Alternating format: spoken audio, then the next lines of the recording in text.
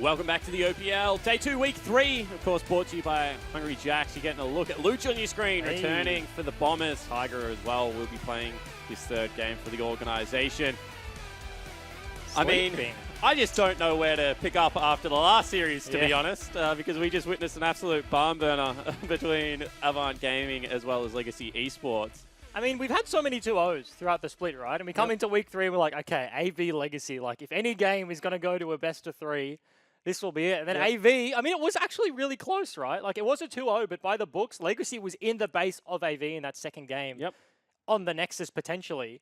So, like, 2-0, you're like, oh, wow, AV stomped them. They were very exciting games, and they were fairly close for the most part, but it is 2-0 at the end of the day. Got to give credit to AV. That shows 100%. Tremendous growth. Of course, now we've got another amazing game coming for you. It's going to be the Direwolves taking on Bombers. And it's going to be the return of Schernfire. Obviously, vocal member of the Direwolves, led them to 2 OPL titles last year. And of course, it's going to be Sleeping and Luch, the 2 suspended players for the Bombers, also returning. Yep. When you want to start this one, Schern? Sleeping, Luch? Schernfire, I think, is a big one to start on. Left-hand side of your screen. Big star for the Direwolves. Came in 2017 and basically shook everything up for that roster. And then coming in, his replacement for the first 2 weeks, obviously serving that sentence on the competitive ruling. But Prayless looked all right. But I guess coming into today, the big thing, of those of you that remember that cheeky interview, does Schernfire's animal instincts come back into this team? Because we saw them play very carefully. Saw them play very safely. They had 10, 11, 12,000 gold leads, and they were playing very conservative, not diving in hibs, waiting for the Baron to come up. And does this man on your screen change it? I mean, does he? I mean, you're the person that's played against Schern. What implicit pressure does he add to the map? Because, I mean, we can see his raw mechanics, his ability to cover, like, great ground, but what is it actually like playing against him? Very frustrating, I think. When I last played against him, it was Zach meta, and he would just sit bot, and Destiny would just play Ali. And that is the most obnoxious thing to play against. Like, Ali, at any point, if he combos you, you have a Zach flying in over the top. And, I mean, Zach is on the fringe of meta right now. We could potentially see him. And I was mentioning, like, diving the inhibs, like, with these huge gold leads, we are seeing fairly long games so far in the current meta, 8.2. Not so much between AV and Legacy there, but I think he will be a catalyst for the Direwolves to... They've won every single game, right? They have beat the Chiefs in a 2-1, but I think he will be coming in and wanting to shorten their game time, making them look better than they already are. All right, cool. See whether he can do that. On the other side of the map, we have Sleeping as well as Luch. Luch, obviously a long-time player for the Abyss lineup. However, Sleeping, someone coming across from Europe, once again with Tiger, streams, so his practice is quite open. What do you make of him so far? Big carry player. Definitely likes that, likes the GP, likes the Fiora, things like that. Very similar to Mimic in those regards, I think. Coming in, going to be his first game of the 2018 season, so see if he can step up into the shoes. Abyss, the Bombers, have had 2 subs in the top lane, different subs for different weeks. Artiferns and then Bushy Boo Boo in week 2, and now Sleeping. They have still, even with the subs, been playing through topside a little bit, though. Yeah, and that says to me that they've probably been scrimming. I obviously don't know, but they've probably been scrimming with Luch as well as Sleeping. They weren't willing to sacrifice, you know, a 9-week season and have 2 weeks of practice playing one way and then 7 weeks of practice playing another way. They felt like without a boot camp, they probably had to kick into gear, and the season really starts now for this team. Yeah, 100%. This will be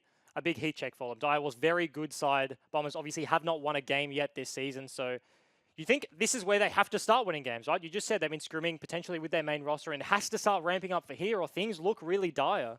It certainly does. However, before we get into this game too much further, let's throw it over to Laura and Jake.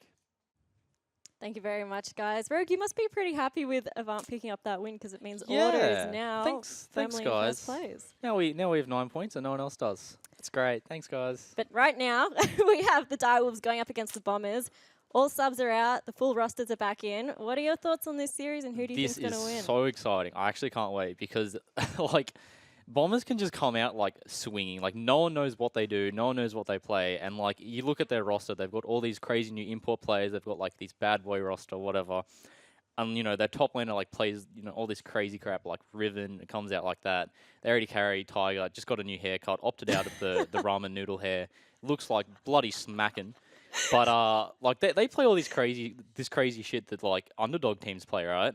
So, you know, if you want to go for a team that like actually has a really good chance that like isn't always the clear favorite, then this is the team to go for. And like if you want to come out against Direwolves, who are like notoriously been the best for so long, then that's like the best time to do it. What do you think the score for this series will be? Direwolves 3-0. 3-0. 2-0. Oops. Yep. No, they're just going to chrono break the game, jump back in, win again, just to show you how good they are.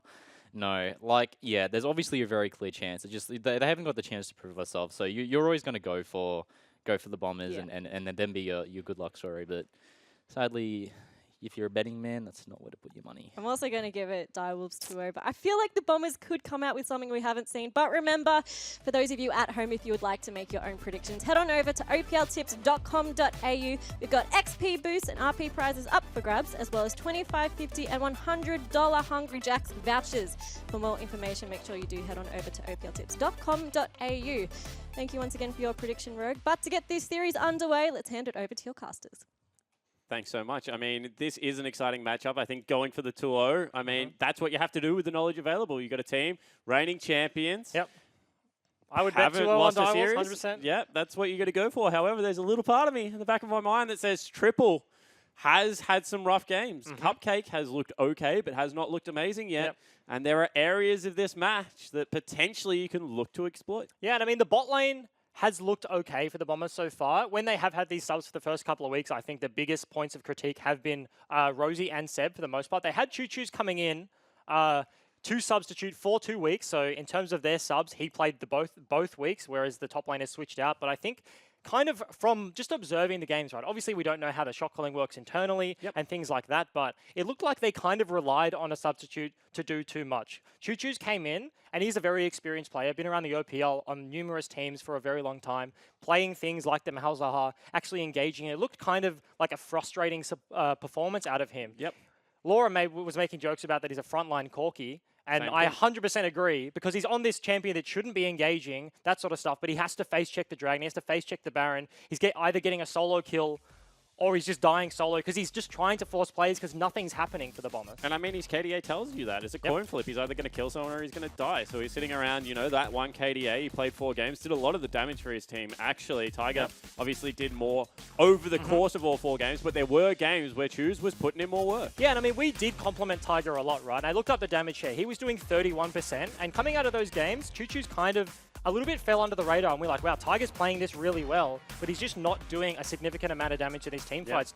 Choo Choo's did 29%, their top lane subs about 10, obviously averaging those out. So it's fairly interesting coming into today. I think the biggest criticism of Tiger so far is that he's obviously very good. They have been doing well in these lanes, but with these huge deficits, he's been fighting okay. He's been fighting well, but potentially just not putting up the raw numbers that he should be. And the other thing that you have to look at is like someone like FBI, just for context, is doing 38% damage. I think when you have a look at some other 80 carries, they're sitting around, you know, 35 to 37. Seems to be the current meta, just because, I mean, we're playing lots of tanks that do no damage, and then lots of 80 carries that do lots of damage. So, but I would say that if we looked at the breakdown, that Tiger hits frontline arguably more than any 80 carry in the league. So he's not up in damage share over anyone, and he's also arguably not as effective in the damage he deals. And I mean, that can be contributed to the substitutes, right? Now that they have Luch and Sleeping coming in, they have bolstered their roster to the main roster, right? So now they shouldn't be at these big goal deficits. He should be able to be hitting targets. They should actually be winning a team fight every now and again, you know? Right now, they've just been stomped in the first couple of weeks, haven't had any victories there. So pretty rough, and hopefully things for Tiger and the Bombers change this week. Yeah, exactly right. So let's bring the lineups up onto your screen. Of course, it's going to be the Direwolves starting off on blue side. Chippies is their top laner, absolute superstar. A menace in the top lane, also a New Zealander. Shermfire is their returning jungler. Triple is their new mid laner. King is their 80 carry, and Cupcake is their support. Of course, Sharp is their coach, looking very pensive in the background, and they're going to go up against the Bombers. Sleeping is their top laner. Seb is their jungler. Luch is their mid laner, returning from suspension. Tiger, their 80 carry, who we've just spoken about. Rosie is their captain and support. And Windows Monkey is their coach, feeling a little bit better this week. So will return as the coach behind the boys. Yeah, they brought in Sombre last weekend, the OCS team for the Bombers. He's the coach there, but brought him up to the main squad to help them out. And interesting fact about the Bombers, no players on that lineup have actually played the same champion twice so far in the season. We're only 2 weeks in, but they've mixed it up a whole lot. Yeah, they certainly have. And I mean, what do you think the Bombers need to come out and do today to be able to win? Because the thing is, and like, I just think this is because they've been playing topside, right? And Sleeping could be a great top laner, but going toe-to-toe in a topside meta against Shern, Triple, Chippies seems to be a risky strategy. Yeah, that's real hard, and you asked me how I think they win, and I don't think they do, to be completely honest. I would predict a Direwolves 2-0, but I think they just need to have a decent enough performance. This is the first week of play with their main roster. Sleeping's coming in his very first game of the OPL ever. I want to see him go toe-to-toe. We saw Mimic last game, And a lot of people were saying he is the best thing to ever grace top lane in Oceania. And then Yep. you have Chippies, who's kind of the reigning champion. And I think after the games from Legacy, I would still put Chippies up there above him. So now you have Sleeping coming in fresh Yep. off the plane from over in Europe versus the best top laner in Oceania. To be fair, Sleeping's been here for about 5 weeks now, Well, so yeah. I don't know if he's fresh off a plane. Well, he he's, looks you know- pretty rejuvenated. He's not Tiger Week when he was asleep on the couch He doesn't like upstairs. the heat. Doesn't he? No, he's Does- from Finland. It's like negative 94, and then Alright. we come over here and it's 40 degrees. But that doesn't mean you don't like it. That means you're not used to it. No, Maybe but I've you heard him. like it. I've been Alright. watching him stream. He's Yeah, been there we go. complaining about Been the heat. complaining about it. Yeah. Actually, it's hard to get used to Australian heat. Mhm. I'll back that up. I will say that right now, Direwolves didn't miss a beat with Praelis, and now they've got Shern back, who Yep. is their best performing member. I think that that's scary. I Yeah. don't think that that's like you take a good thing away from Yeah. that. I think that's actually petrifying. Yeah, 100% there. Obviously, they looked real good even with Praelis and then Shern. I mean, can he do in 2018 what he did in 2017? Obviously, pretend he's not on the main roster and he's now coming in for the first time for Direwolves. Do they step it up again? 100%. Do they just take over everything? It'd be interesting to see how they fare today. I think so. I think Yep. that when you have a look at the infrastructure that the Direwolves have built, the fact that they rely very heavily on their jungler, they know he's their star player. Chippy's amazing player, triple very good player. Their bottom lane, no slouches anywhere, but I think that right now Shern is out and out the star of that team. And I think that they play that way, and having him back will help. What I want to ask you, however, is you're the Essendon Football Club. You've invested in the Bombers. You've brought over 2 brand new players Yep. from Europe.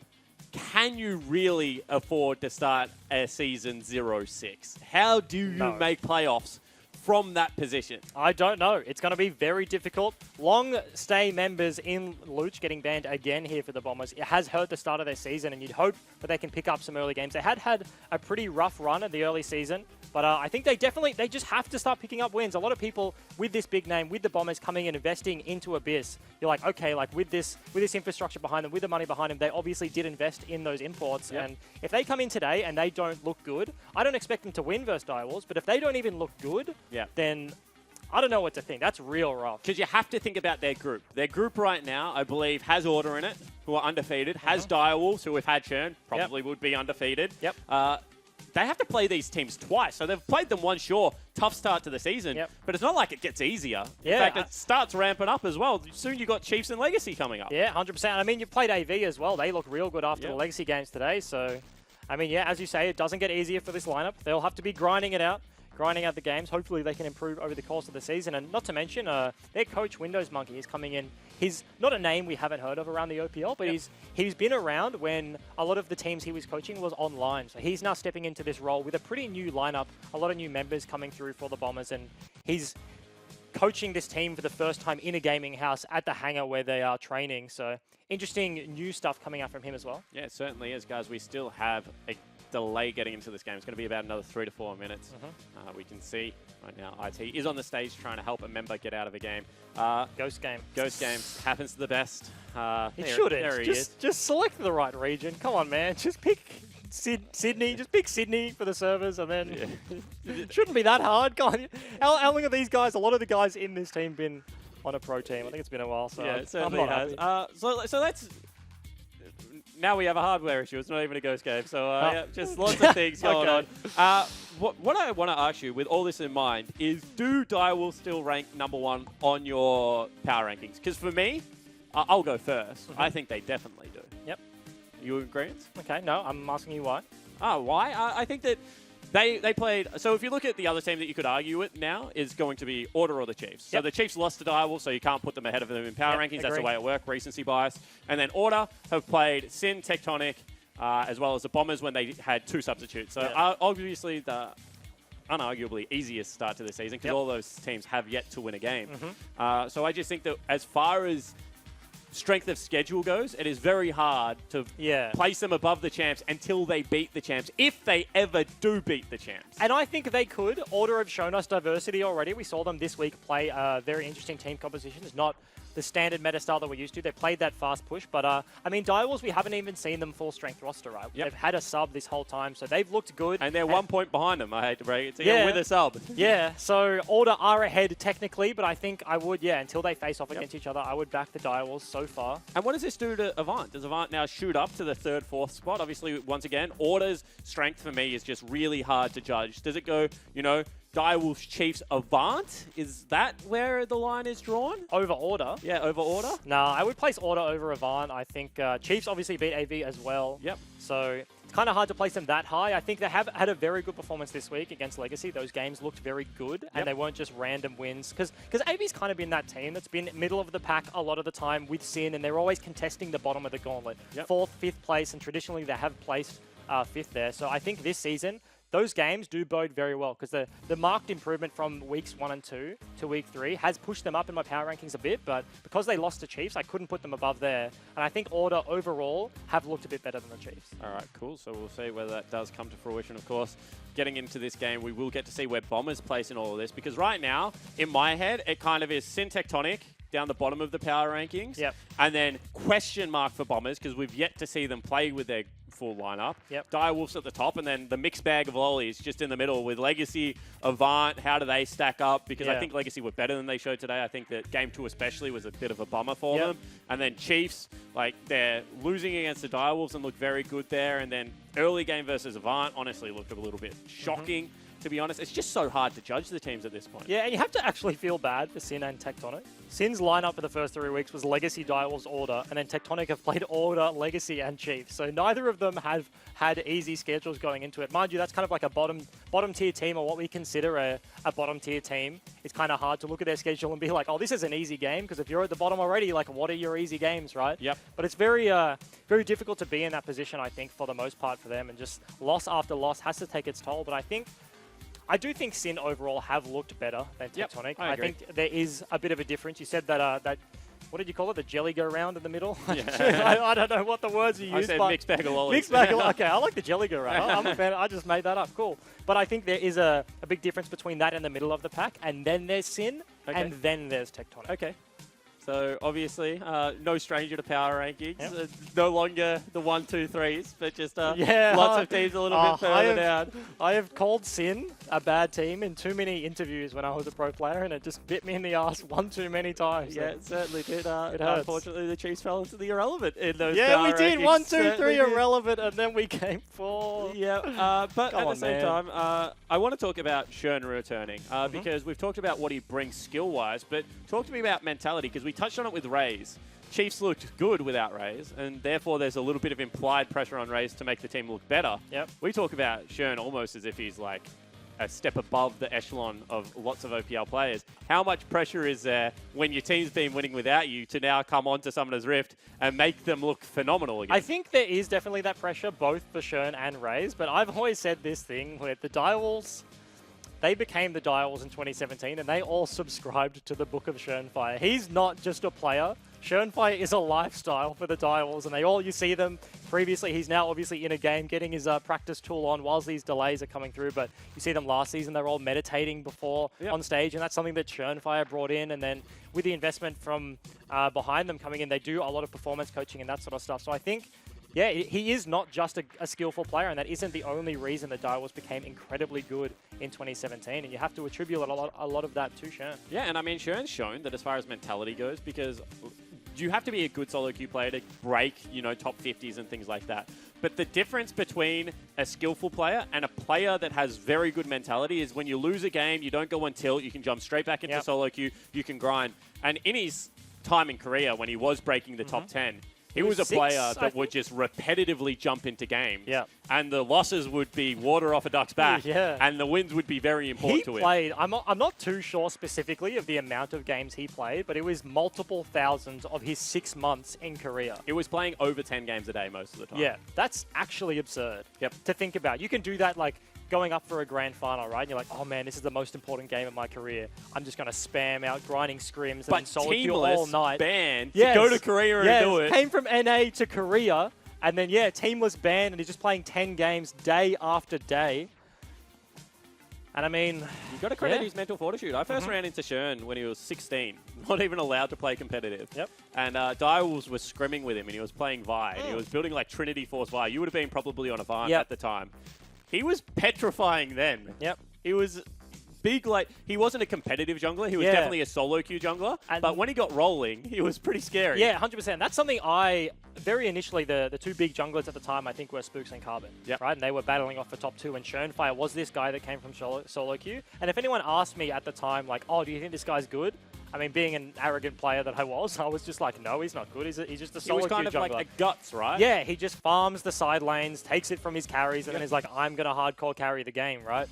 And so I just didn't respect that playstyle at all, and I think it doesn't work in competitive. Jungle is one of the hardest roles to transition from a solo queue player to competitive, because there's so much nuance to it that you can't really read off the scoreboard or read off the KDA or how much CS you have. But then over the years, obviously in his time in NA, in his time in Korea, he just came back a completely different beast, and I think leveled up the jungle role single-handedly last year, and a lot of the junglers look up to him now as the best in the region. And I mean, that's impressive to say, because I mean, you can make the argument when Radier was running around as the best AD carry, all of a sudden, all the AD carries started getting much better. And I actually attribute, like, Radier's dominance to how good some of the AD carries are now. You know, we've had Lost, once again, second coming of Radier. Now over on Echo Fox Academy, you got people like FBI running around. Raid was very good. Your AD carry back in the day that used to play a lot against Radier, Cardred, was actually a very good AD carry player at that time. And Schön's kind of doing that to the jungle. And it's interesting because years ago, AD carry used to be one of the weakest roles in Oceania, I think. When you had Radier and Cardred, they were kind of the big two at the time, and you had a few people around that were challenging them every now and again, but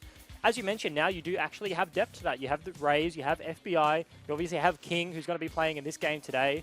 Tiger is an import now, 2018, who's been playing okay, but I don't think we can put him in the top of that list so far. But now it is a role in Oceania that has significant depth to it. And then you have people more consistent, but more middle of the pack. You look at like Blinky had a good performance last game, but great performance. Yeah, you wouldn't put him at the top of the list, I think. But no, so he's always my fourth. Yeah. So right now it goes like Rays, FBI, King, and that then order, Blinky, like not in that order, just like his top 3. And then he's like the stopgap. It's like he's like the kind of demi-boss before you get to the boss. You don't get to save the game once you go past him either. If you die, you go back through Blinky again. So that's kind of what he is to me as far as Oceanic AD carries go. Yeah, and I mean, that makes sense. It's pretty cool to have depth in roles that you haven't, because that switches it up. I think nowadays you do look at, maybe top lane is something interesting as well to think about, because we do have Sleeping coming in, you have Mimic, and that has always been a role. In Oceania, people have been like, that's pretty weak. It was just Tally versus Swiper, and then Chippies became really good, and everyone's like, oh damn, like this guy's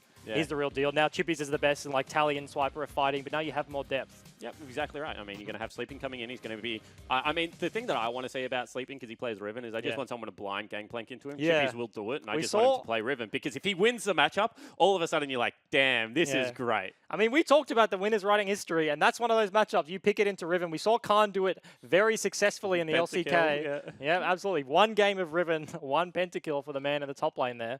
And so can Riven do a... sorry, not Riven. Can Sleeping do a similar thing? Because, I mean, I've seen a few of his montages. I don't...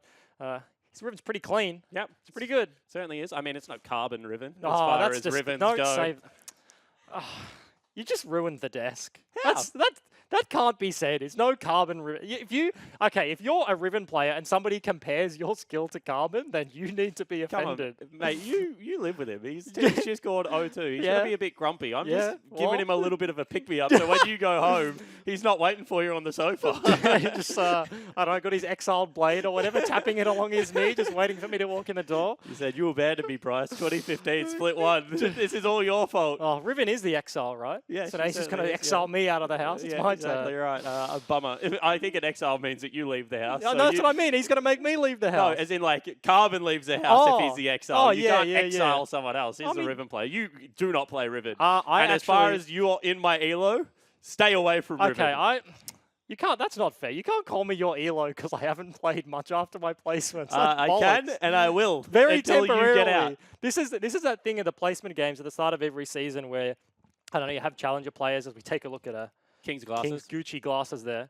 He's bopping his head, but everyone's like, "Oh man, like this is the one time of the year I can be the same rank as you." Sniping. That's what happened. I said to get in the same game. Hey Swiffer, you want to joke you? And he said, "Nah, I don't actually. I want to take this game pretty seriously." And I was like, "Don't worry, I'll get you. I'll kill at the same time." I'll get you anyway. I didn't. He had about a 15-minute queue time. However, into the game, it's going to be Direwolves taking on the Bombers.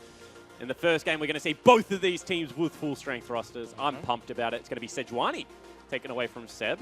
So a little bit of respect given to that tank jungle pull, and then it's going to be Braum, the doorman, taken away from Cupcake. Yeah, we've seen a lot of Braum, not so much today though. Has fallen out of a little bit of favour. Seen him more in the previous How weeks. much is it? I have a serious question for you, and people are going to think I'm memeing. How much of it is when you play him for a couple of weeks and you're like, oh, Braum is so boring. I want to play a different champion on stage. Or as a pro player, are you disciplined enough to just say, as long as it is the best in the role, I will play 100% of the games on this champion? I feel like as a pro player, you should just be happy to play it if it's good, right? But there is sort of that element, and I think the reason it kind of falls off is if you're just playing... We've seen it with Ornn, right? Ornn was like, oh my god, the best top laner ever, does damage in lane, good laning phase, team fights well. And then everyone's just playing Ornn every single time it's up, right? And now people have had that time. It's not necessarily that people don't want to pick Ornn because he's Ornn now. It's that people have found the answers because they've had that game time against it and found the ways to beat him. Well, apparently I haven't, because he just won 2 games before. So to me, keep picking it. Sejuani Rise, Vladimir taken away. Of course, Luch, a huge Rise and Vladimir player. And that is going to be Zoe, Azir, and Braum taken off the board. Chippies straight away. 4th game, 3 out of 5, I think, at the moment, has been Gangplank.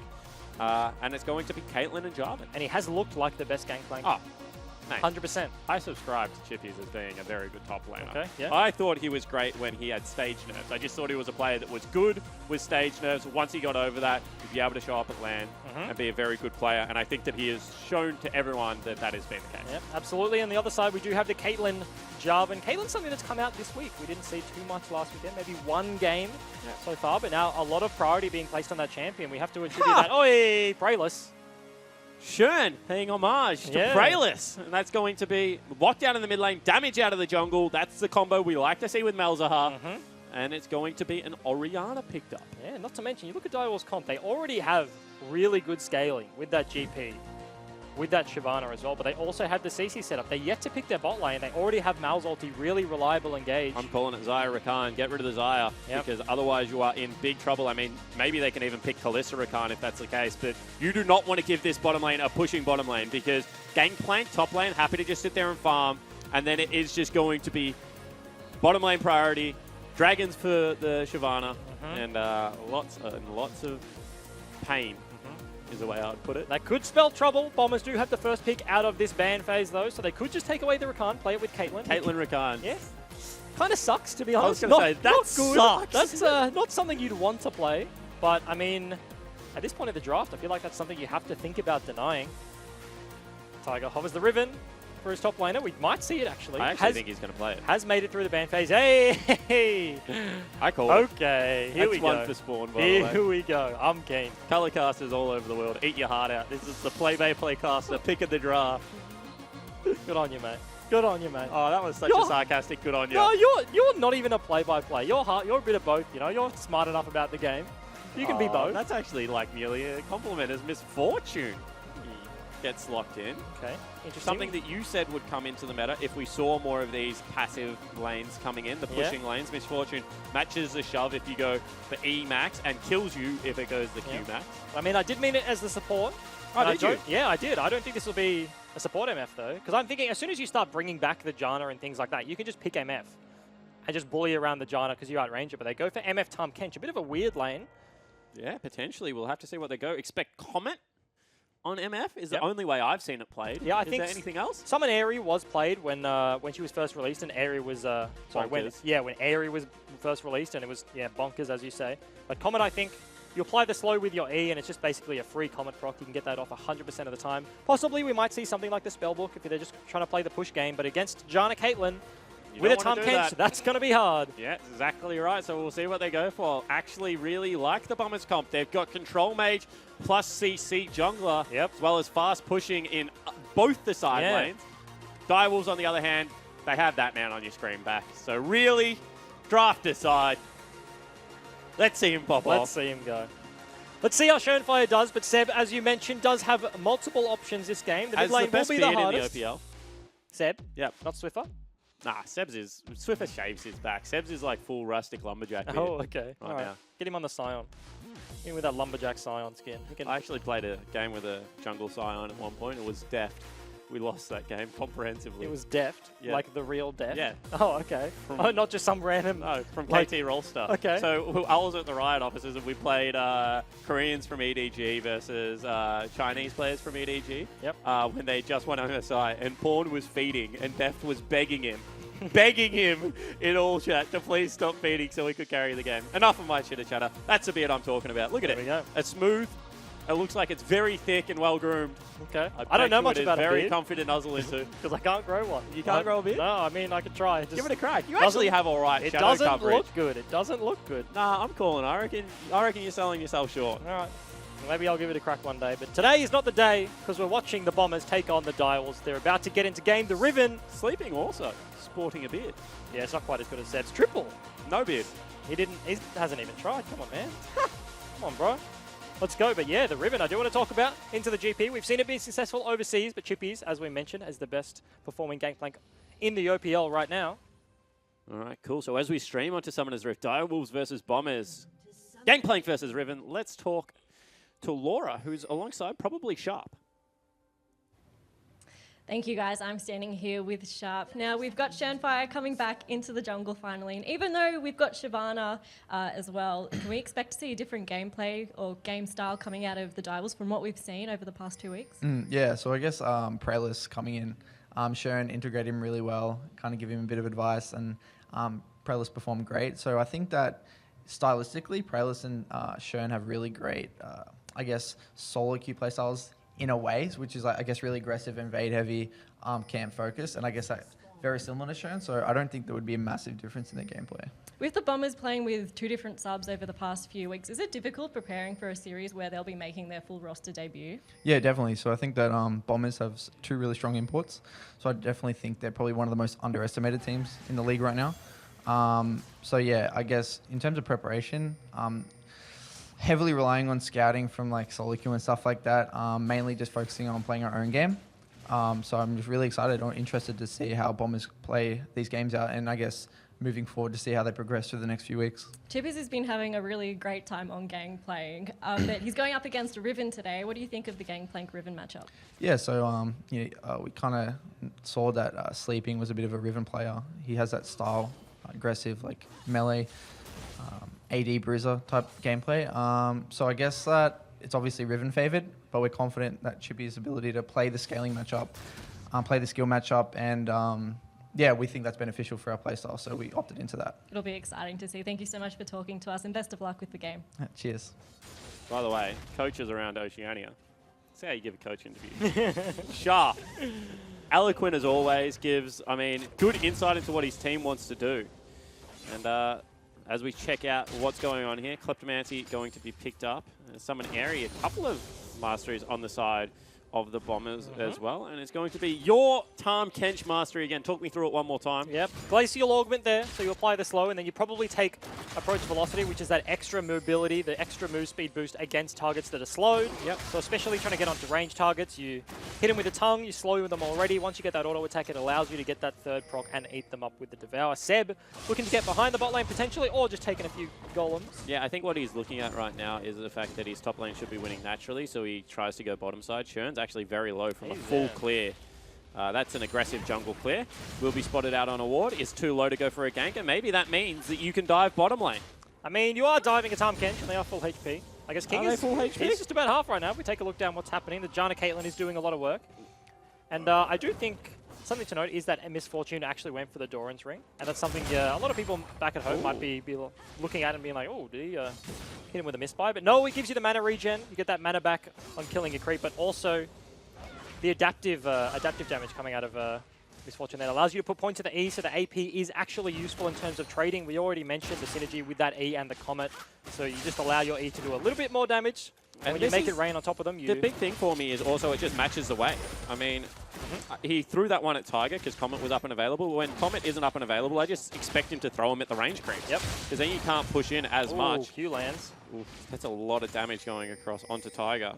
Don't want to have to burn a potion in this matchup. Gives you a little bit more sustain because you can buy 2 pots. And Shern, one more time. I like this out of Shern. He's just fearless is the word I would use as he invades. Obviously, communication is that Orianna is back in base, so he just says, you know what, I'm going to blind run into this jungle and get some vision. And I mean, we've seen similar matchups in the bot lane right now. We've seen the Caitlyn Janna into something like Tristana Tarm, and by this stage, they were taking a quarter off the turret already, but it's 4 minutes. They've got barely any damage down there. The Tarm Kench hasn't even burnt a potion, so King and Cupcake playing this matchup very well. Got to pop one now as he takes the brunt of that trade, but... We just saw the first world jungle problems, by the way. Shyvana farmed so quickly that unfortunately got to her camp before it was respawned. He just had to sit around for a little while. It's a tough life farming that quickly. Already got 30 CS, 29 on the other side though, so not too far ahead just yet, but he has got a respawn, not a respawn, a recall in. Yeah, I mean, top lane, as we take a look, it's going to be a pushing, chipping wave, and Sleeping is doing a very good job of keeping up in farm. However, I always say this, if you're playing against a Gangplank and you look at the scoreboard and you're like, even, good job. Yep. You're really, really behind. Yeah, he's about 150 gold behind right now, but this matchup, GP early game, he just hits you with a parlay every time you get a chance. So But he's the idea fine. is that when he steps up to do that, Riven kills him. But He's that got happens an after ignite. 6. That happens after 6. You can't just fight in the minion wave. Creep damage early is so potent. And I think as he does actually go for the trade, but Yeah, apparently we'll he see the trade back. Oh, Chippies misses the barrels. Very If he- nicely done from But this Sleepy. just proves my point. If he lands that barrel, right, that's a fairly even trade. So Oh, until yeah. the level 6, until Riven has a few long swords, she has a bit of AD behind her, or potentially they can get Seb up there, the all-ins tend to happen after 6 where it swings really heavily. So Sleeping, as you just saw, uses the E to give himself the shield to stave off that parlay damage so he stays even with the Gangplank. And once you hit that 6 spike, that's where it really comes into fruition as a counter pick. That's where Riven really has the kill pressure. As he does pop it now, probably just got to look for a recall, but things should get spicy in the top side fairly soon. Yeah, certainly could be the case. Shern, once again, bottom side of the map, will be able to potentially spot Seb out. In fact, they're pinging him quite heavily. Seb needs to get out of dodge. Shern is a level 6. higher. That triple is 6, as you mentioned. However, flag drag over the wall.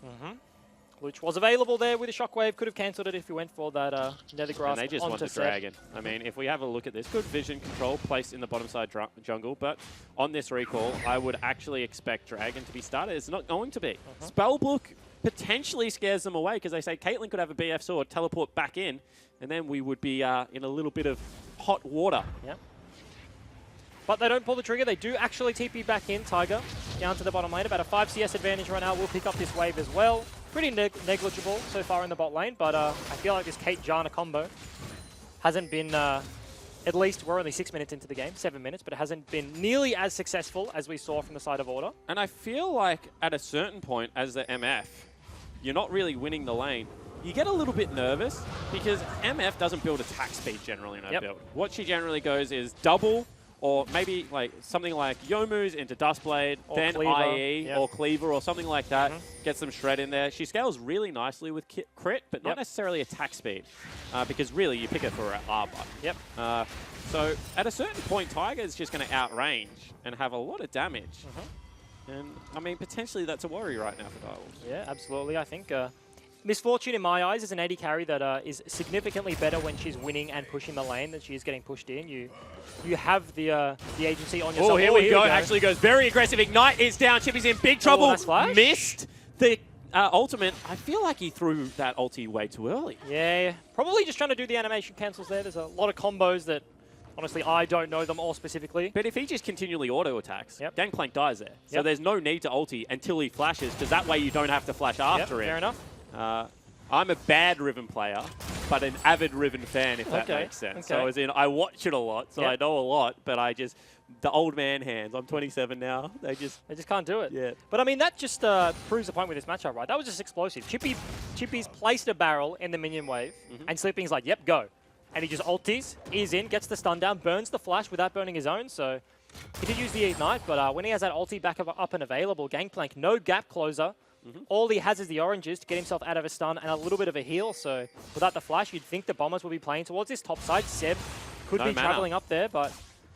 No matter, just took his top jungle. He's not going to be traveling up there at all. He's probably going to be going towards blue buff. Potentially can path back top. I mean, that makes sense so far, right? You don't have the ulti available from Riven right now, and that's a lot of the kill threat. So Seb goes bot side, gives over to blue to Luch, so we can stay fine in this mid matchup. His bot lane has the push advantage, but if he goes bot on this deploy now, which he is, it means he can path back up there. The flash will still be down for Chippies in a couple of minutes when the Riven ulti is up, so... And I want to talk about one of Miss Fortune's problems, which is she's one of the Oh, last... here we go. Actually, this is going to be a gank into the bottom lane. See whether they Trap. get the knock-up out of Rosie. This is- Trap does not go down. Now Shenfire dives in, will do so much damage. Hey. And that's going to be the ultimate out as well. Now Tiger has to burn dead. stopwatch. He's dead. That's a double kill picked up for the bottom lane of Direwolves. And the Direwolves just make it look so easy. Abyssal Voyage behind the Janna. Rosie cannot keep them away. Dies whilst channeling his ulti. The press the attack from Shiv does so much damage. But they Shern- shouldn't have died. Respect it. Just burn your summoner spells. Yep. You're winning the top side of the map. It's a 20 CS lead right now for Riven. Instead, they die. And Shern now looking very strong. Yeah, not even burn the summoner spells. If they hit the trap, they're going to get the Shyvana or the Tahm Kench. You can just Janna Tornado, ulti them away immediately. Yep. And then look, you've traded ulti for ulti, and you're like, hey, as the Janna, that kind of sucks versus Tahm, but I mean, I'm not dead. But now they're 0-1, 0-1. And that's 2 kills over to the Direwolves and the Dragon for Shyvana. That's massive. A game that was so even. In fact, you would argue that the Riven edging ahead in what is an out-and-out counter pick, it was probably favoring the Bombers. Now, big discrepancy across the jungle position as well as that bottom lane. See how it ends up. But Seb, he's walking to the top side of the map, going to clear out some of that vision right now, see where Shenfire goes. See But if he Chippies is happy. If he doesn't die, Yep. global ulti, he's gone the Jorum's fist. And Seb just walks away. He doesn't walk topside. There's no vision available for Chippies. His trinket is up right now, but he hasn't placed anything. So he's just playing as far back as possible, trying to see us where he can. And I think that right now Sleeping's saying, I can kill him 1v1, and Chippies is saying, well, no, you can't, because I'm not going to come near the creep wave. Yep, So absolutely. Bad Gold is luck. even, despite that 15-20 CS lead for Sleeping right now. But of course, Gangplank is Gangplank. got the Klepto proc there. Hasn't gone for the Relic Shield like we saw Tally do, but... I think the reason he hasn't done that is because it's just such a risk to queue Riven at this stage of the game. Yeah, And what 100%. we were saying is that it's a bandit proc that they take it for. Yep. So if you can't queue the Riven, you've seen him farm majority of the waves with just barrels. Not going to work out for you. And this time, Tiger and Rosie respect the fact that Shyvana has complete bottom side control. I mean, this is Direwolves in a commanding position against a Kate Janna lane. Yeah, very unexpected here. As the bot lane do cancel their recalls, they walk back down. Tiger and Rosie trying to defend the turret. They have brought Seb. So if Shenfire does come in for the river and look for a dive, there will be a 3v3. So that was what I was going to talk about. King has gone armor penetration with an Emax build, which honestly, for an MF, that is the one thing about her kit that feels wonky. Yep. She does magic damage. On the E, the ultimate does kind of like weird scaling off both. Yep. But E in particular just does not feel good to go the armor penetration build, which is why we saw a lot of Qmax support MF when lethality was initially very busted. But I think as people got better at playing against the MF support, I think she did favor the E because it is very reliable. It's just easier to hit. Yep. I mean, when MF, she's not a champion that's in the meta for too long at a time, mostly, but she comes and goes, and when she's gone for a while, you come back and you do catch people off guard with those Qs. What was the best MF meta? Was it support MF, or was it the original Curse of the Sad Bullet time when you played Amumu MF for that brief stint? No, support. Support? Yeah. Support 100%, because that was just the most fun I ever had playing support, was playing MF. You were That's, actually initially the worst MF player I've ever seen in the world. Yep. And then I wasn't. So how about that? Yep. Then I got pretty good. Then you got if pretty I do good? say so myself. I stole a Baron against, was it against Direwolves? Yeah, I Over the think it wall? was, Yeah, that's pretty good. I like that one. I think you picked yourself up a couple of kills as well. As we see Chippies, he dropped the Gangplank ultimate top lane, has picked himself a Jorum's fist up, as well as the Ninja Tabby, as well as a stopwatch. And I don't know if he's going to die anymore. And he's down 40 CS, but he's equal in items somehow. And We're approaching the 15-minute mark, and this Riven counter pick hasn't got a kill, hasn't got much of an advantage so far. I mean, has a CS advantage, but CS just means gold, and gold is fairly even. 300 difference between these two right now. Chippies is winning. Pretty much. Because, no, they've been playing bottom side focus. They've not had eyes on Seb. I would say that when your team plays bottom focus in any matchup, if you're down 200 gold, you have done your job in the lane. I mean, not to mention, they're about to get that bot side turret anyway. Tiger and Rosie have backed off. Rosie's actually staying, so Tiger could look to TP back if he chooses to switch out that rune. But he doesn't. Keeps the summoner spell, so once they get this turret, GP on the side of Chippies is just going to be basically even still. Completely agree, and that's going to be big CS tonight. That's going to be a big advantage given over to King. They're walking back bottom lane, and you can see right now they're actually pinging mid lane turret. They're looking for the lockdown onto Luch. Flash, that's the engage. Tahm coming across. They don't even need it. They're going to pick up the 2-for-1 special right now, and the Direwolves are in a commanding position. And this just looks so clean from the Direwolves. They've staved off the Predator Ribbon, doing absolutely nothing to negate them there. They're just getting picks in the bot side. That's mid as well. Half HP on this mid lane outer. Shern doesn't want to hit that one. Yeah, I mean, Shern just decided the Raptor camp was more important than a mid lane turret. Yep. I mean, I don't think they would have got it anyway. They, really? I mean, he couldn't have been there immediately. He was there for the kill. I mean, if he didn't do the Raptors straight away. Yeah, that's what I mean. I guess, yeah, they possibly could have picked that one up. But, I mean, they're actually sitting pretty in this laning phase right now. Do they want to end it? I mean, they have actually ended it because they picked up that bot side turret and they are switching the map right now. Ooh, Tahm not here. Doesn't have ultimate. King going to show underneath that turret. Does have flash and heal available, so Sleeping doesn't go for it. I always get nervous when I say that out of an AD carry because there's a chance that Riven just dives in and kills you. Yep.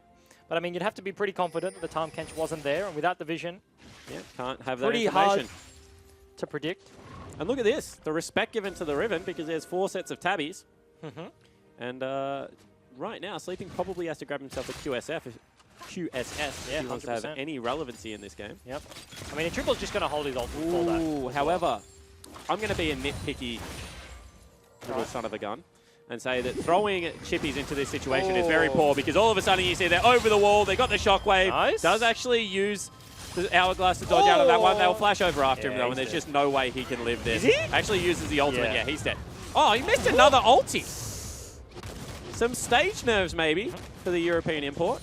But I don't think you have to give over that kill because if you keep your bottom lane bottom, I think that they can just push up with reckless abandon. Yeah, I mean, they get the kill, right? But they had to send 2 of their carries over there to the bot side. They lose the mid turret because Triple is alone in that lane, whacking away on that one. It was fairly low They're already. going to lose the top lane turret as well. And then they lose the Rift, soloing over to Shern, and lose top as well. So that could just be a 3-for-1.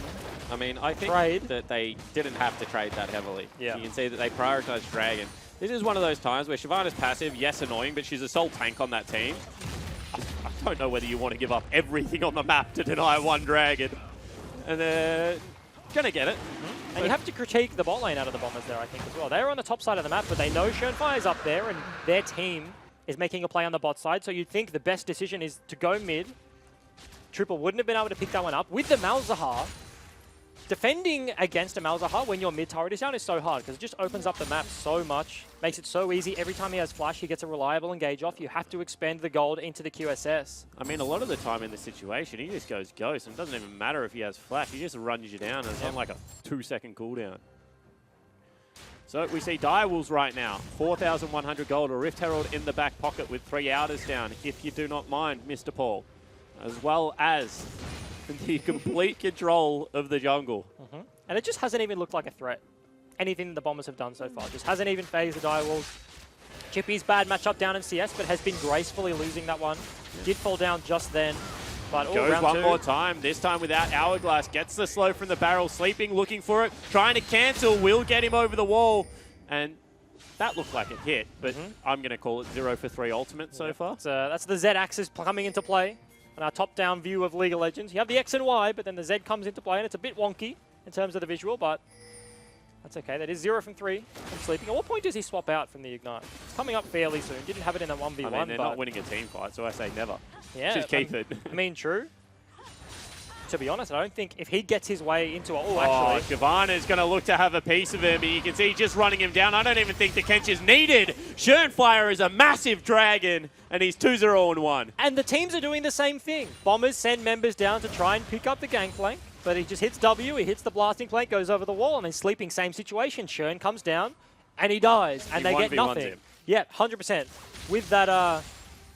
gold that he's got on his side. They have that bit of a gold lead, 4K right now, and has that press the attack. Shyvana just hits the Riven items than his top laner. Shern has more gold than anyone apart from his AD carry on the map. Almost 2,000, about a 1.8K gold lead over Seb. Shern is massive. 40 CS up on Seb right now. We said that this is a bad way to play the game. Actually, you said, I didn't say it at all. I'm going to throw you under the bus. But in true solo queue style, he taxes a whole gangplank wave and drops a Rift Herald for himself. Yeah, well, he's like, gangplank, well, Chippy's, you almost died, mate. This one's mine. As Rosie is going in for the Ardent Sensor. We haven't seen that one as a first item for a while, but obviously with the support changes, has the extra gold, doesn't need to buy the Sightstone. I think Redemption is just a better pickup. I'd actually disagree with you here. I think with the ease of engagement from the Direwolves with the Malzahar, Redemption is often too late. I think if he just gets a flash ulti onto someone, that person is dead, regardless of if the Redemption procs or not. Surely not. How's the ease of what? Flash ulti, Malzahar! Yeah, as soon as the spell shield is broken, you just Janna ultimate, drop Redemption on yourself, and you got 2 of the longest heals channeling. I mean, true. Redemption versus Locket is the conversation, I think, for the most part. Redemption is used in long engaging team fights, and I think Locket is for upfront burst. Yep. I'd argue that there is no engagement apart from Flash Malzahar. But let's think about how these two team comps, I don't think they should look for the 5v5 in the side of Bombers, right? But if they do, right, you have that MF ulti just going to be ERing over the top of the team fight. Yep. Shiva's going to be trying to bunch people up because that's what she does when she turns into a dragon. Chippies are just so much AoE. And if you're caught in that, a Redemption's not going to change the fight. It's not going to help you at all. A Locket might withstand 2 ticks of an MF ulti, and if you're not out of it by then you're dead. I mean, I think the Tornado should be for the MF ulti somehow. Yeah. Round 3. Round 3, this time Sleeping goes very deep. No Ignite yet because he has the teleport. Actually hits that ulti, didn't he? I think he got... Oh! Okay, this hasn't worked. Hasn't worked. This hasn't worked. 100%. The Riven 0-2-1. Can't even 1v1 the Gangplank in the side lane right now. That should not be happening. Has the 50 CS lead, but if we take a look at the goal right now, obviously there's a team-wide goal, 6k. Yep. He's but ahead, GP will be ahead. He's up 500 after that kill, so it's fairly even despite the scoreline and despite the CS. And I feel like this is a GG go next kind of situation right now because you are being outscaled. Shern is just running at your whole team. And he's very strong at this stage. Cupcake, reckless abandon, just stepping on traps, trying to give his team a pathway in. And nothing the Bombers have done this game has worked. And that's my point. I think as much as it sucks, they just need to try and 5v5. If they can find a Miracle Engage, Jarvan combo with a Riven following onto King, onto Triple, maybe you can win a team fight. It's very difficult, and they have the tools to disengage. They have that Mal's ulti that should go onto the Riven, but I mean, you're not going to win this with push. Actually no QSS. Going to get chunked out. Triple cancels the ultimate because he sees that Luch has arrived. However, they still just deny everything from the Bombers. And the problem with your turret going down this early is the fact that there is a 60 CS lead right now on Shern because he's just had complete control of Seb's jungle. Yep. He's 2 levels up. The entire game. He's got himself a Frozen Heart right now. Frozen Mallet. Sorry, Frozen Mallet. Yep. Frozen Heart Shyvana. That'd be a weird one. He has got an icy heart, however. Shern has no emotions for people he is pummeling. I mean, he's also got the ice skin. Yeah. I promise you he is enjoying this, and he actually engages onto Luch, who shockwaves and does no damage. However, they go in. Luch continue to kite back. Seb is pretty tanky, will actually look for that Cataclysm. Maybe this is the fight they're looking for. Sleeping in on the back line. However, they just continue to kite him back. Tiger picks up 1 kill, and that's the bullet time across everyone, but it's not going to amount to anything. And the Bombers kill Shern. Consolation Prize going to lose a turret in the top lane potentially. They win the team fight, but they don't win it by enough. All their health bars are slightly too low, and the Janna Caitlyn isn't going to be able to defend 2v4. So Bombers take down Shern. That's his first death of the game. And this is another game where I feel like Tiger and Rosie have just been like, we outscale, we're Caitlyn Janna, and their lack of proactive play has very much hurt their team as we take a look at the team fight. See this one again. He flashes the silence out of Luch, so good to get him out of there. And this choke is not that good. They don't have the Malzahar ulti available. Sleeping is forcing Triple out of the fight. You see MF will come from the bot side very briefly just here, but the ulti honestly doesn't do a whole lot of damage right now. You need multiple stacks to building that one over, and Bombers were already getting the hell out of there as Seb. Yeah, actually looking for it again. Shockwave lands. Not enough. No follow-up. Time catch was there, so to commit on the kill would have been devoured out, and King still has both summoners. And I do want to compliment Cupcake in that fight on the top side as well, flashing over the golem wall, just in case Triple needed him. Yep. I mean, he was also running away from a Riven. He was chasing after him there, so maybe not as altruistic as I first thought. But this is going to be the second dragon of the game for Shern. Non-combat dragons right now, but Shyvana benefits so much from them regardless. Of course, giving her that passive armor and M1 that is doubled when she goes into dragon form. I think the big next spike coming out of the Direwolves will be that Black Cleaver finishing for King. Every wave of the ultimate applies another tick, meaning the longer you stand in there, exponentially does more damage. Yep. It's going to be a big deal, especially when Direwolves are now setting up around the Baron. This choke point in the pit. Yeah. If you can bait the Bombers, I think for the most part, like they will just straight up lose a 5v5. So Seb's probably just going to be looking for Trying a to pick, play actually. on Shern's animalistic tendencies here. However, he just walks in, grabs it. Yep. They're looking to set up a trap. Was not to be, and now they've got inside track on this mid lane turret. That will fall down. Yep. Sleeping, recalling on the bot side after clearing that wave, so Direwolves know where he is. There's no threat right now. He does have the TP, and there are potentially flank wards available on the bot side of mid lane, but they don't really want to be forcing a fight right now. This is an 8,000 gold lead for the Direwolves. It seems like such just an easy game for the Direwolves. They executed so well. And honestly, we haven't seen any impatience coming out of Shern at all. Arguably, the first gank was a force, but I mean, got him 2 kills, so it worked. And now from then, he's just continued to run around the jungle, top speed, farming like an absolute madman. And his team is just slowly winning this game. It feels like an inevitability. It feels like the ball is in Bombers' court if they want to take it back. With what was like 2 lane-dominant champions in the Riven, in the Caitlyn Janna lane. At this stage of the game, to be behind 8,000 gold. And I mean, that's something I was criticizing Tectonic for. And I was saying that, well, they aren't just straight up losing the lane phase when they have these winning matchups, right? They were doing okay. But here, Caitlyn Janna into MF Tahm Kench. They should not be getting pushed in. They shouldn't be dying that early. They shouldn't be 20 CS down. And then Riven into Gangplank just hasn't done anything this entire game for the Bombers right now. So that's 2 winning matchups that didn't win. And look how healthy the turrets are. Yep. I mean, they're just so healthy. And Chippy's has got himself GA Sterix. That's a tanky GP. If he wasn't dying before, he's not dying now. He's definitely not dying twice. That GA proc coming through.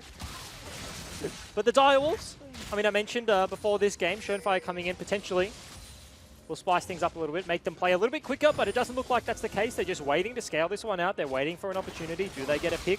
Schön's looking around the bot side, so Chippy is pushing it in. I mean, amazing compliment to Prayless here, but I mean, if you covered nameplates and looked at weeks 1, 2, and 3, Yep. It doesn't look all that different. Schön's obviously done a great job of mentoring the young jungler. Or Prayless has done a great job of mentoring Shern. Depends which side of the coin you want to look at there. And you can see they're just guarding this choke, sweeping out Vision, strangling the Bombers away from any form of comeback. And you have to think they're going to actually pull the trigger on a Baron fairly soon, as you have a huge gold lead, 9,000, approaching 10,000 gold. It's a big hallmark for the Direwolves here. There's very little vision for Bombers that are...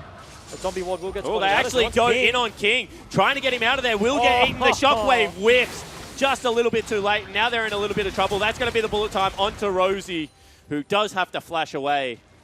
And that is their one opportunity. That's their one wombo combo, the Ori Jarvan, that isn't available right now. Direwolves, they are actually opting in for a reset. It will be 5v5, but with no ultis available and almost a 10,000 gold lead, you have to think they would just straight up win the 5v5 around Baron. Yeah, and they're letting this Caitlyn get some items. I mean, full item down right now. Has had to go for a QSS, a little bit more defensive flavoring, which I actually out and out disagree with from Tiger. If you're close enough to Malzahar to get ulted, team fight probably already over.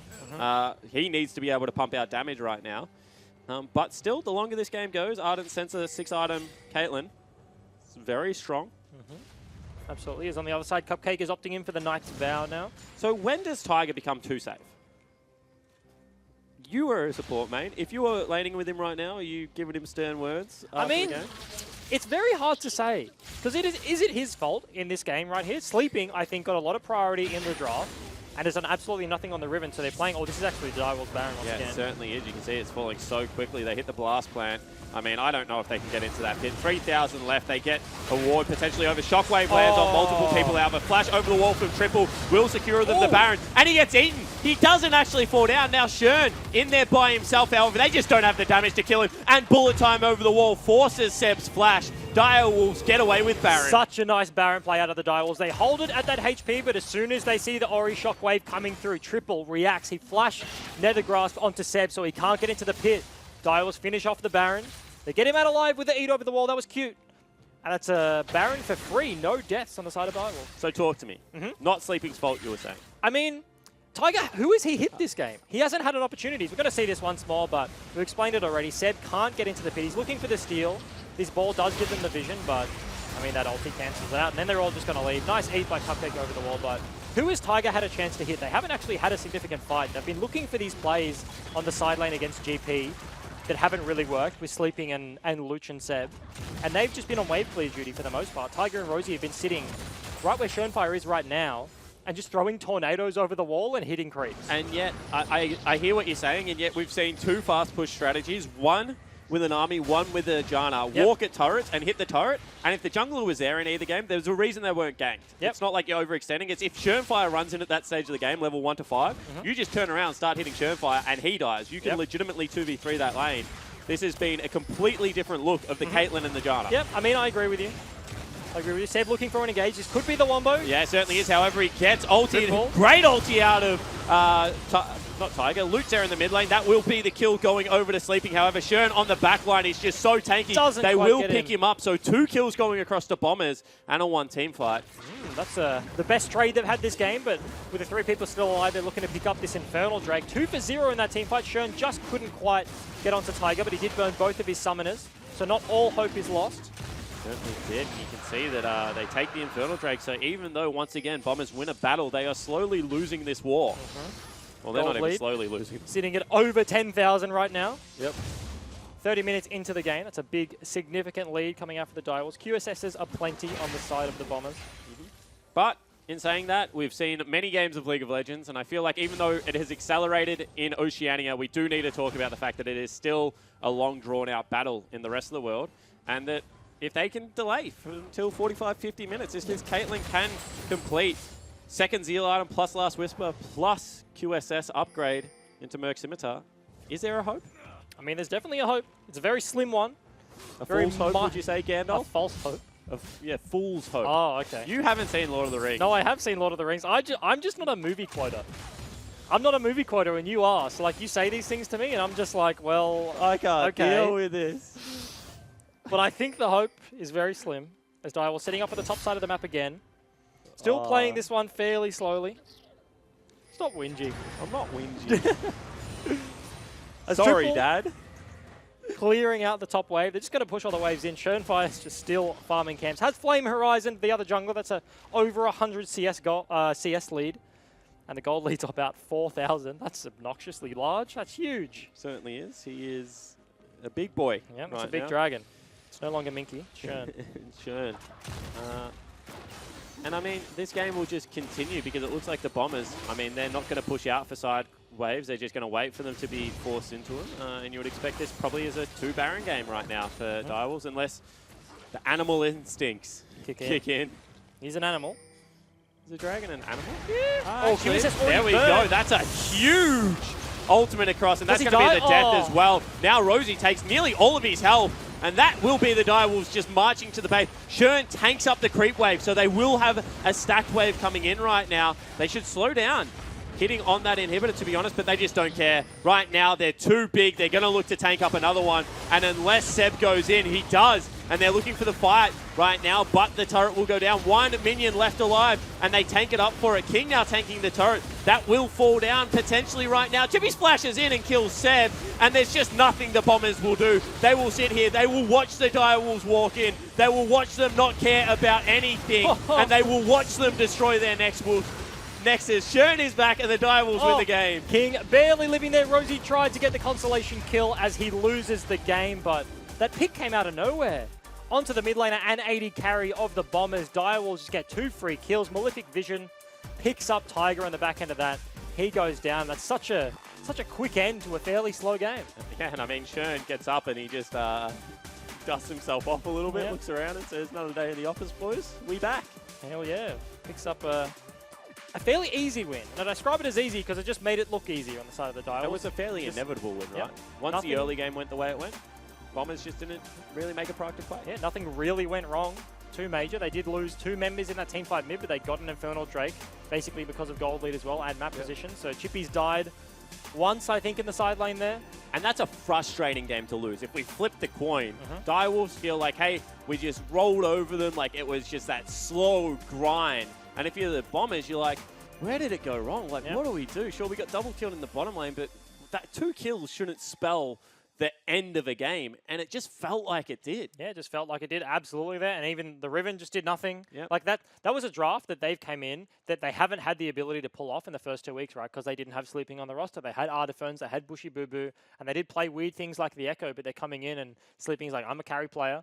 I'm going to play Riven if you blind pick Gangplank into me, which they left up, so they knew it was an inevitability. Chippies had done it multiple games before and had good performances, and he's like, I'm going to punish you, and then he just didn't. Yeah, exactly right. And the frustration for Bombers fans out there is that this game, with their subs, look no difference in terms of proactive play than what Week 1 and Week 2 had. So it's not the fact that they're playing with weaker lanes.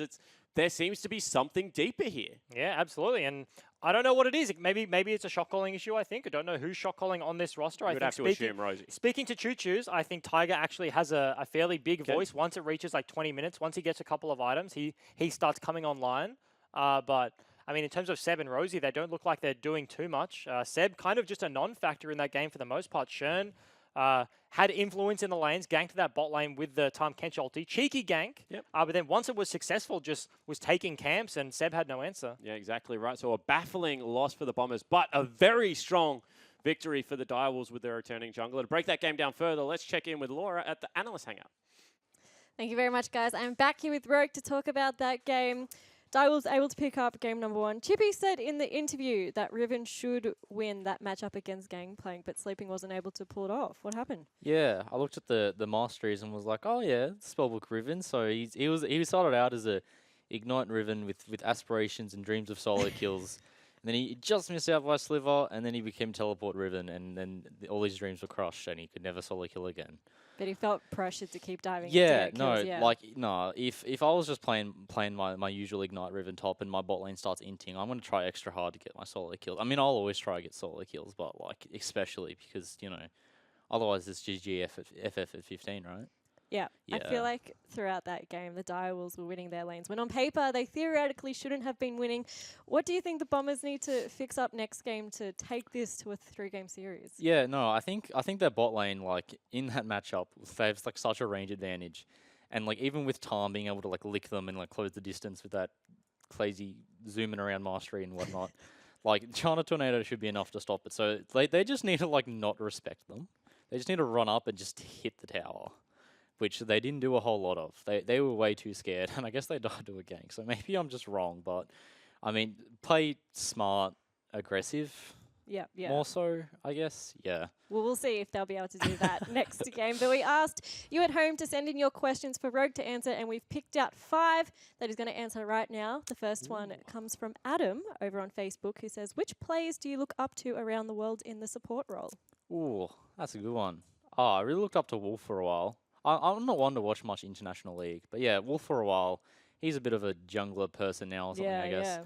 But I really like Core JJ. He's cool. I see him zooming around in Rakana and everything. So yeah, those are my 2 international players I actually know. You actually know. The second question comes from Miss Quinn, who says, in your opinion, who's the most underrated champion and the most overrated champion, and why? Ooh, it's got to be like overrated. Would have to be like Braum or something, where it's like just pick it every game, don't have fun. And then underrated has got to be like Poppy or something. Like I went through a big Poppy support phase like 2 weeks ago. Bring it back, Rogue. Yeah, my entire team hated it. They were just like, please stop playing Poppy when you're in my team in solo queue. And I'm like, guys, let me play Poppy in scrims. And they're just like, no. Remember this moment, though. Yep, and then when I it comes inted. back. Sorry, guys. I'll never play Poppy again. I hope we get to see it soon. The third question comes from Staldian, who says, are there any off-meta counters you'd love to see played in the OPL, i.e. AP Cho'Gath into Zoe? Oh, yeah. I mean, let's go back to Poppy. I love that one. I was like, guys, Alistar is so broken right now. Pick or ban. And I was just like, no, I'll just put up a big ring, big coin, big Poppy Bitcoin on the ground, and no one can walk through it. I just love crazy stuff like that where you're just killing everyone level 2. So yeah, level 2 cheese is good, like Java support or something. Yeah. Fourth question is from Matt, also on Facebook. He says, not including yourself, who do you consider the premier support player in the OPL and also in the overall competitive League of Legends scene? Oh, well, last year I definitely would have said Ejim. He's been pretty good, but Rest he's in peace, yeah, Ejim. nah, he's dead. So sorry, rip you. Yeah, no, legends never die. No, but like this year, I gotta say it's Destiny. He's always been like the other standout, really good support player. I'd say last year we were like a trio of good players or something. Yeah. So now we're just a duo. So yeah, me and him, we hop in a car together sometimes, and we're like, I hope this car doesn't crash, otherwise Ose is doomed. So yep, that's us. Don't give any teams ideas. The fifth question, and the question we've all been waiting for, comes from K3D Printing. What is on your notepad? Lots of cats. The big one looks like Yeah. a rabbit. Like it has a rabbit face on a cat's body. Are you insulting my drawing? No, it's like, it's cute. I've I like the one, actually- the bed. I told you earlier I like Yeah, that one. no, that was a really good one. I put a little person down the bottom The because cat's I was like, giant because the compared to the cat's the person. person and the person's Right. in the cat. Yeah. Okay. He likes cats, everyone. Thank you so much for There you answering those go. questions. And thank you, everyone, for submitting your questions. Hopefully, you all get a really good mystery skin out It's of a that. long day. We're going to head to a short break. But when we get back, we're going to have game 2 of this series. Don't miss it.